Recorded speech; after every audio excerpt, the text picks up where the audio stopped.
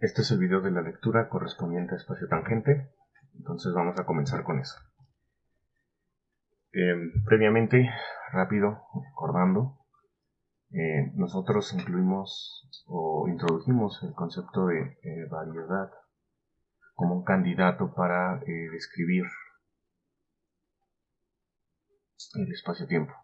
Describir el espacio-tiempo. Esa fue una de las motivaciones para empezar a hablar de este tipo de espacios. Entonces, si nosotros queremos hacer física sobre estos espacios, pues en principio esto es un conjunto de puntos. Entonces, en principio no hay una estructura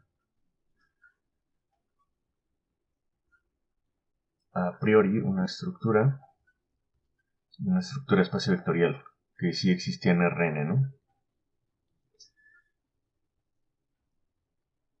¿Y por qué quiero esta estructura? Pues porque hay muchas cantidades, hay cantidades físicas que se expresan, expresan a través de vectores, como es la velocidad, el momento angular, el campo eléctrico,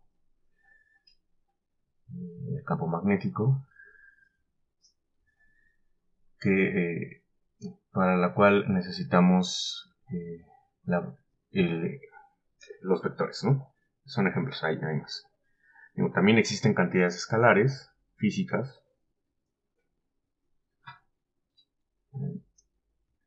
como la masa, tiempo, temperatura. Al final de cuentas, esto no representa un problema, porque pues se pueden escribir a través de funciones, ¿no? Que después más adelante vamos a ver que el tiempo va a ser como es una coordenada en relatividad general. Bueno, solo ven en relatividad general, pero por lo menos la masa, la temperatura, la densidad son cantidades escalares. Sí, entonces son funciones que van a los reales, o sea, que están evaluadas en los reales. Por esto no tengo problema, por eso se escribió una función. Aquí es donde está el problema, porque necesitamos tener a priori un concepto de vector.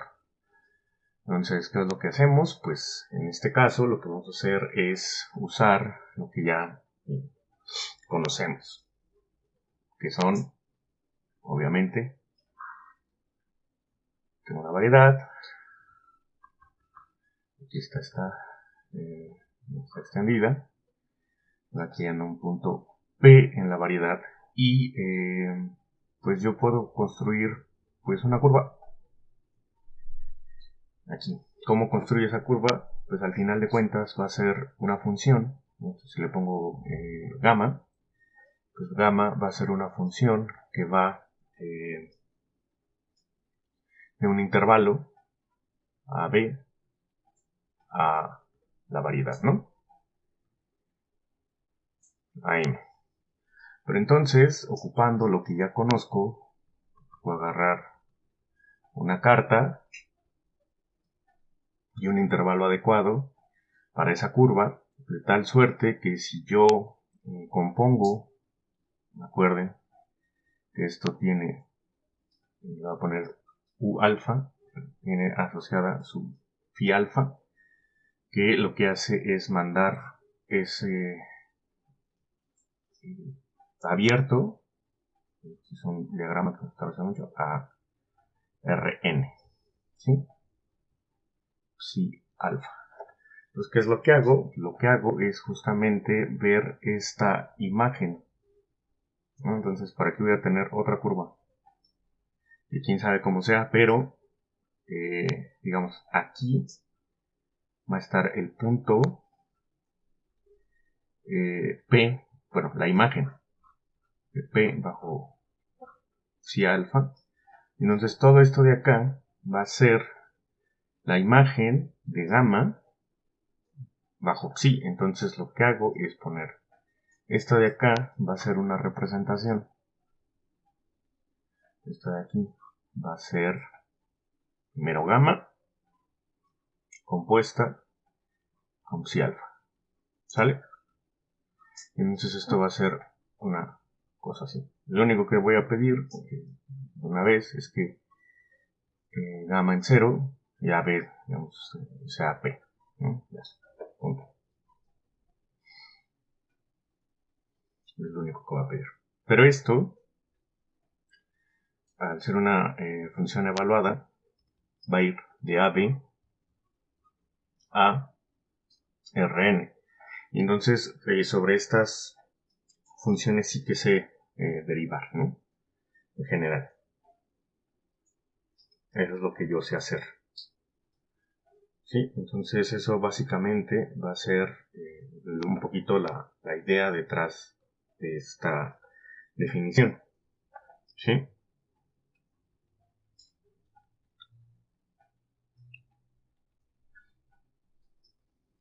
Pero bueno, esto es para definir curvas, ¿no? Entonces, pues simplemente sobre esta curva pues puedo asignar un vector. ¿Sí? Un vector aquí en P, que justamente va a ser la derivada de esta función, ¿no? Pero voy a ir un poquito más allá. Y entonces, en M, pues no, pues lo que quiero es definir algo que se llame derivada direccional, ¿no? Así yo tengo f, que es una función que va en R, pues a mí me gustaría definir la derivada direccional de f respecto a algún vector b, ¿no? Y eso va a ser el límite, como están las notas, cuando h tiende a 0, de f de sigma h menos f de sigma en 0, todo esto entre h, y esto es lo que voy a llamar de dt, de f compuesta con sigma, donde le tengo que decir que es sigma, y esto esté igual a 0. Entonces aquí yo lo que les voy a decir de sigma es psi alfa compuesta con gamma de t, ¿sí? Entonces el caso en Rn es muy sencillo porque al final de cuentas en Rn, que es como les explico en las notas, o sea, la idea de esta definición así, que yo en principio tengo R, digamos, esto es Rn, todo este espacio. Por aquí yo tengo una curva, le voy a poner esta, le voy a poner sigma. Y en cada punto yo puedo definir un vector.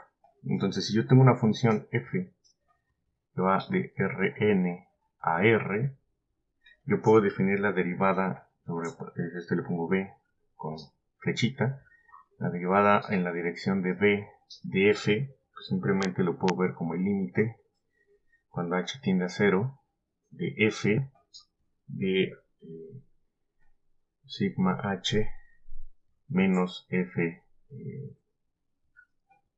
de x0 entre h, justo en donde x0 pues es sigma evaluado en 0, ¿no? Aquí es, digamos, este punto, este es x0, este de aquí, y esto es a sigma en 0. ¿Sí?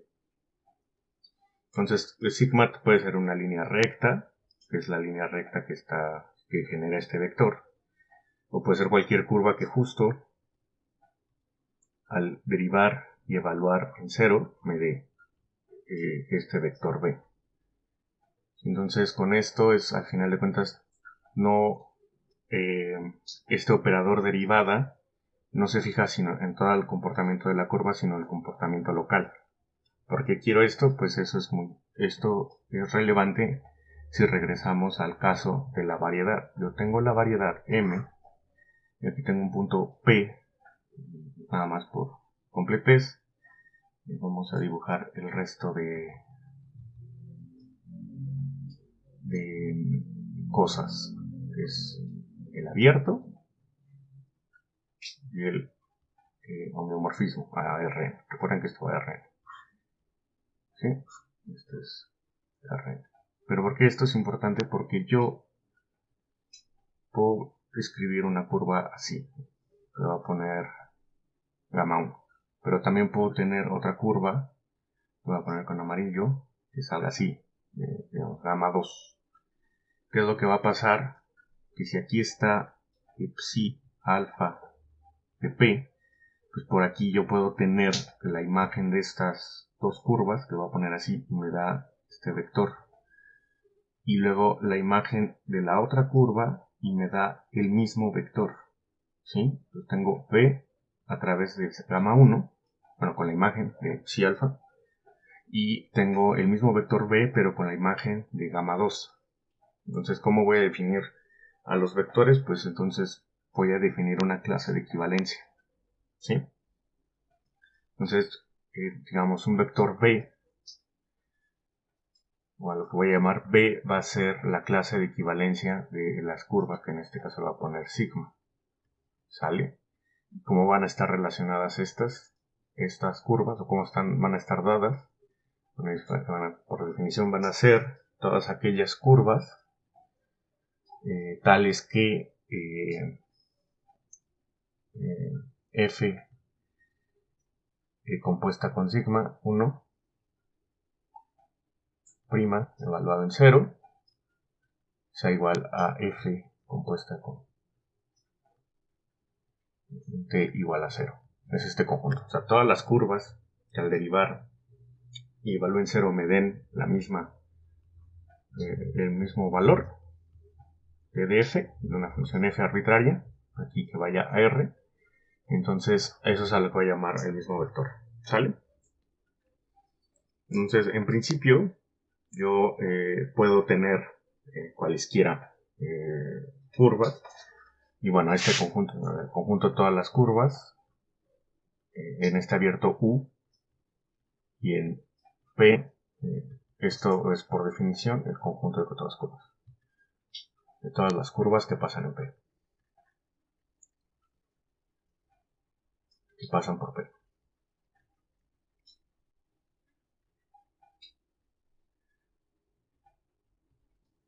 Y es tal que en este caso es sigma 0, o sea, P.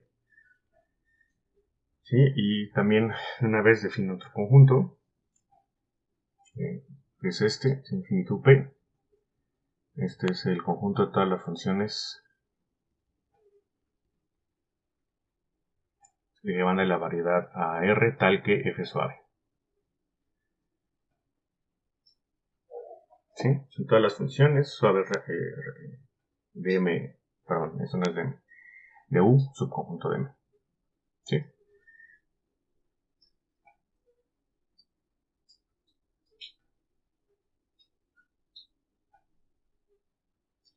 Y bueno, entonces eso es, como les dije, esa es la definición. Entonces eso defino como relación de equivalencia, que le llama infinitesimalmente equivalentes. ¿Sí?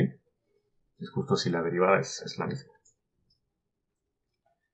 Y bueno, entonces esto me permite a mí definir a TP, el espacio tangente en P, asociado al abierto U, como el conjunto de todas las curvas U alfa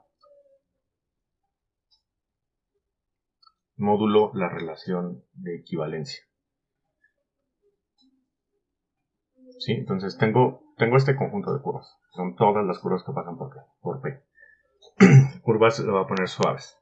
Al menos deben de ser clase 1, pero son todas las curvas suaves. Entonces pongo aquí todas las curvas suaves, pero es un espacio muy grande. Entonces, por esto que les acabo de decir, tengo dos curvas que me pueden dar el mismo vector, ¿no? Es decir, que a la hora de evaluar la función, me dan lo mismo. Entonces tengo que reducir ese conjunto. ¿Cómo lo hago? Pues pongo como clase de equivalencia. Entonces agarro un vector. Como yo voy a decir que un vector es esto. Entonces los elementos de este conjunto, pues justamente son todas las clases de equivalencia. ¿Sale? A este espacio le hace falta darle una estructura de espacio vectorial. Yo solamente tengo sigma 1, sigma 2, por decir aquí, ¿no? Como parte de los elementos. Aquí no puedo tener una cantidad así arbitraria, pero no tengo, en principio no tengo una forma de decir sigma 1 más sigma 2 y que esto siga siendo un elemento de acá, ¿no? O el producto por un escalar, ¿no? Y que también esto sea esto de acá, ¿no? Entonces hay una forma un poco, o sea, hay que definir estas operaciones para entonces decir que ese es efectivamente un espacio vectorial.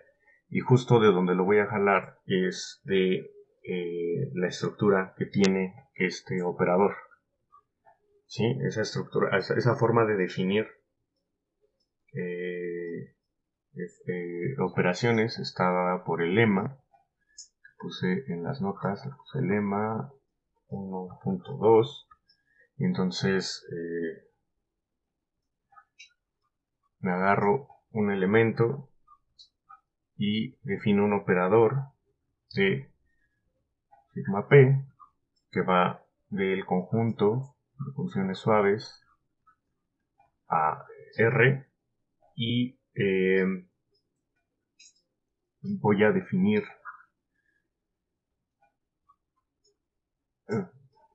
esto, ¿no? A f más bg como a sigma p aplicado a f más b veces de sigma p aplicado a g para todo f y g que están en las funciones suaves, ¿sí? Entonces este operador está definido justamente en definición. F, me agarro un representante de esa clase de equivalencia y lo evalúo en 0. Y esto es para toda f en c infinito p. ¿Sale? Y entonces, ya, entonces tengo una forma de definir estas operaciones. Y de esta forma, este operador, y eso me permite también definir la operación, ¿no? Que es el lema 1.2, está así en las notas. Me agarro dos elementos, estos dos elementos aquí, y entonces yo voy a demostrar que existe un único operador tal que P más B de sigma 2P. ¿Sale? Entonces, la forma de mostrar esto es justo encontrar expresiones locales de sigma como se ve en las notas, ¿sí? Entonces, o sea, ¿cómo voy a definir estos operadores? Pues, o sea, ¿cómo voy a definir la suma de dos vectores? O sea, porque no puedo sumar dos curvas, pero sí puedo sumar dos operadores, ¿cierto? Entonces, lo que voy a hacer es, digamos, a grosso modo, vamos a suponer que yo tengo una curva por aquí, digamos, este es el punto P, y esta lo voy a poner gamma 1. Recuerden que esto está arriba, en M. Las que llevan sigma están en R.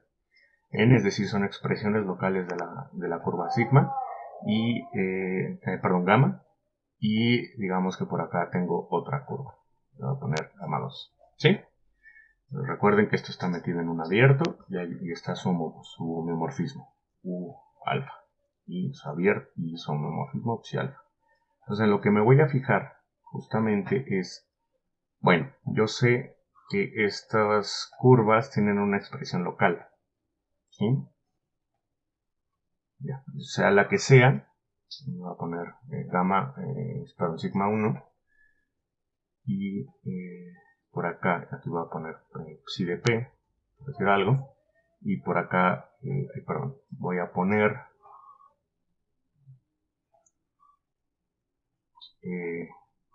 sigma 2, ¿no? Entonces yo sé, porque esto es Rn, yo sé que aquí hay un vector, que voy a poner v2, y por aquí voy a poner un vector que va a ser un v1, ¿cierto? Esto es un v1. Entonces sobre estos yo ya puedo operar.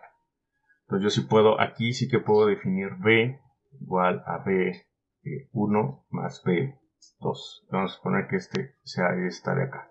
Entonces, ¿cuál es la curva más sencilla que me puedo construir? Dado un vector, pues una línea recta, ¿no? Ok. Aquí está, digamos, la línea recta. Y esto es a la que le voy a poner gamma 3. Entonces, ¿cuál es gamma? Así, para que sea congruente con lo que habíamos escrito antes. Entonces, esto es gamma. Entonces, ¿cuál va a ser gamma? Pues gamma justamente va a ser esto y lo voy a subir con la función inversa de la psi alfa. ¿Sí? Entonces yo puedo ver que esto es psi alfa menos 1 de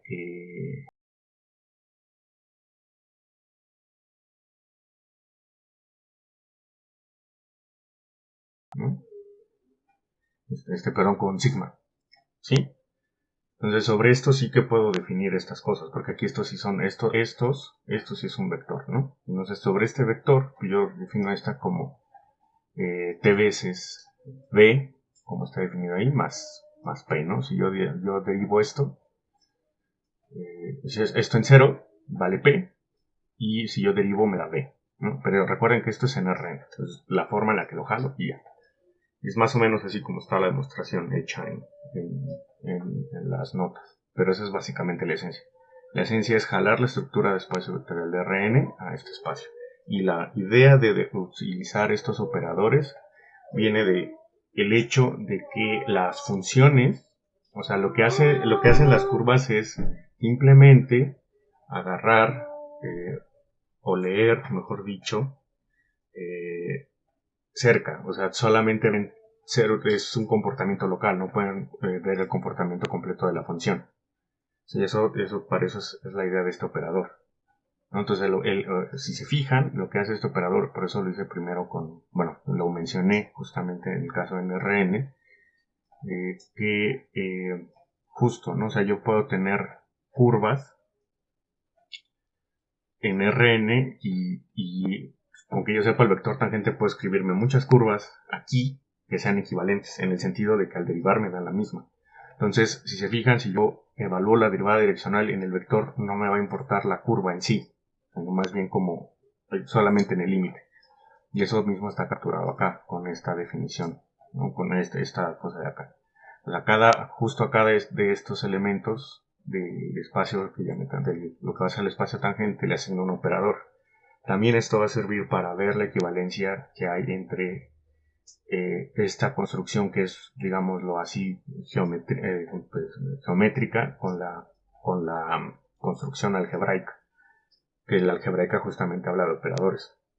Entonces, si yo establezco esta relación, esta identificación, entonces va a ser más natural ver a los vectores ya sea como estas curvas, o en su defecto verlos como operadores, ¿no? Esa es la idea detrás de toda esta construcción y en general de la construcción y más adelante para la construcción del espacio tangente con operadores diferenciales, que es lo que vamos a ver en la siguiente sesión. ¿Sí? Entonces, al final, con esto se puede mostrar, es un lema, más bien debe ser teorema, pero el lema es 1.2.3 y se puede mostrar, y están las notas, que TP es un espacio vectorial. Con esta forma de definir la suma. ¿Sí? Entonces yo estoy definiendo la suma de estos dos elementos como, por definición, pues justo me agarro al operador y aplicado una función f, y pues va a ser esto de acá, de sigma 2 aplicado a f. ¿sí? Esto va a ser por definición. Ya, ¿no? Entonces, así es como yo hago. Entonces, este vector va a ser la suma de estos dos vectores si puedo encontrar un operador tal que la derivada de cualquier función la pueda descomponer en esta suma. ¿Sí? Suena un poco rebuscado, pero la idea que está detrás justamente es esta. Se fijan, yo puedo evaluar f. O sea, si yo agarro una función de f en R, agarro una expresión local, pues justo en la expresión local va a ser v, f, y va a ser de v1, f más f1, perdón, f más de subíndice 2, f. ¿Sí? Aquí esto tiene todo el sentido del mundo, porque esto es en Rn. Y entonces nada más lo que hago es recuperarlo acá arriba. Esto va a ser sigma, la sigma va a ser una cosa que va a ser por acá, pero recuerden que esta solamente es un elemento de su clase de equivalencia. Y pues ya, como es una clase de equivalencia, ya el espacio es más chico. ¿Sale? De hecho se puede poner como lambda. Va a ser lambda por esto. Aquí esto es lambda. Entonces ocupar todas las propiedades que tiene Rn para asignárselas a TPU. Que después lo vamos a conocer como TPM, ¿no? Realmente esto debe escribirlo como TPM. Pero ahorita como estamos haciendo la construcción local, pues es de esa manera. ¿Sí? Entonces un corolario es que TPU tiene la misma dimensión que M como variedad, ¿no?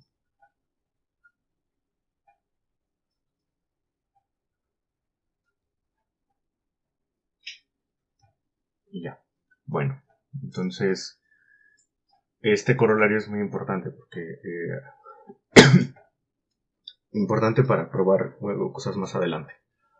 Pero bueno, lo que yo espero es que con esta construcción, digamos así a manita, hecha así de principios, pues les funcione para entender lo que estamos haciendo. O sea, realmente pues tengo curvas en este espacio, tengo representaciones locales, en Rn sí que puedo definir vectores tangentes porque yo sé derivar estas funciones.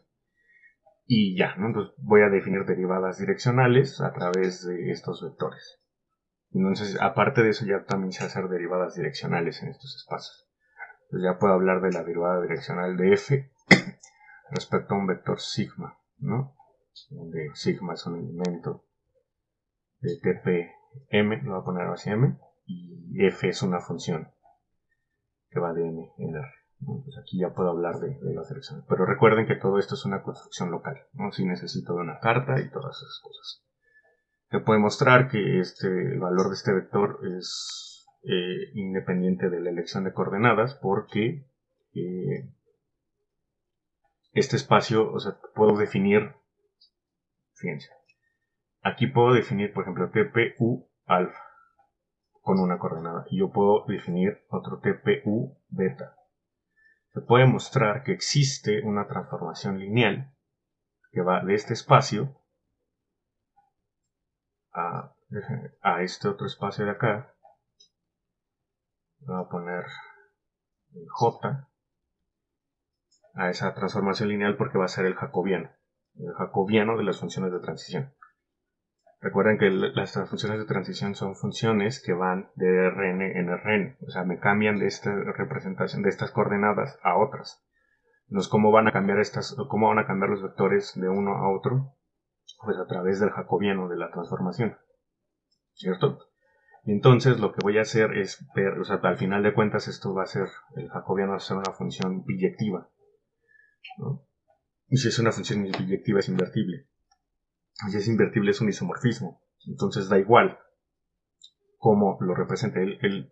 Este espacio va a ser el mismo salvo un isomorfismo. ¿Sale? Eso es lo único que va a cambiar. Entonces en ese sentido es que depende de la representación local.